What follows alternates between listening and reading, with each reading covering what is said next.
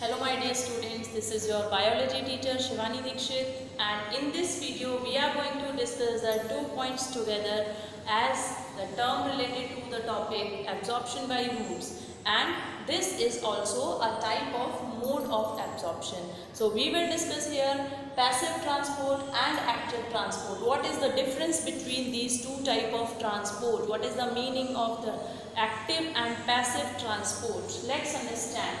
First of all, we will discuss something about the passive transport. The passive refers to movement of molecules requiring no energy from the cell.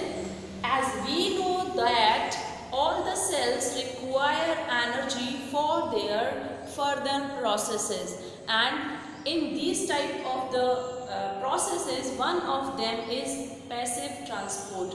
Now, in the passive transport, a cell require no energy for the movement of the molecules or ion what is absorbed by the soil in the form of water and minerals. So here we will say that there is a free movement of molecules from higher concentration towards the lower concentration, as we also again have to focus over the term higher concentration towards the lower concentration.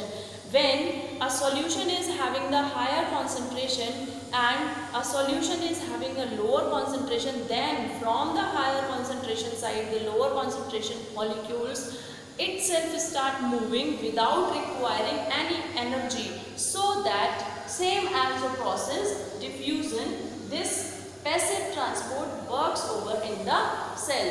This is about the passive transport. You have to focus, you have to remember, you have to memorize the term no requirement of the energy for the movement of molecule as like the diffusion process. But we have to focus over the active transport, and in this active transport you have to remember that in this process energy is required. Without energy the molecule will not be moved further. So we will understand it is a passage of salt or ions from its lower concentration towards higher concentration. In the passive transport you have understand from the higher concentration towards the lower concentration, higher to lower. But in the active transport the molecules are moving from the lower concentration towards the higher concentration. So that is why they require the energy by the cell. The energy from the cell they utilize it, right? And through a living cell membrane also, from where this energy is getting, they are getting this energy from the living cell. The energy will be supplied by breaking ATP, that is adenosine triphosphate molecule. We also know that energy currency of the cell. So this ATP molecule breaks to release ADP, that is adenosine diphosphate, adenosine diphosphate, and energy by the cell also.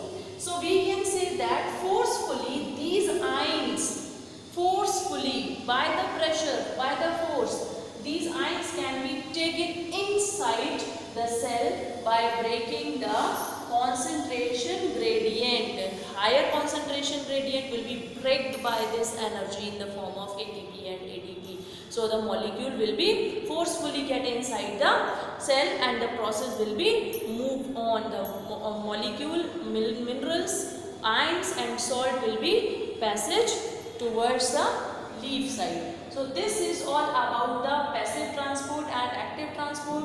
You have to remember 2 points in passive transport. No energy required, but concentration will be higher to lower. In active transport you have to remember energy required but concentration will be lower to higher, and the energy in the form of ADP, right? ADP to ATP. That's all for the day. Have a nice day.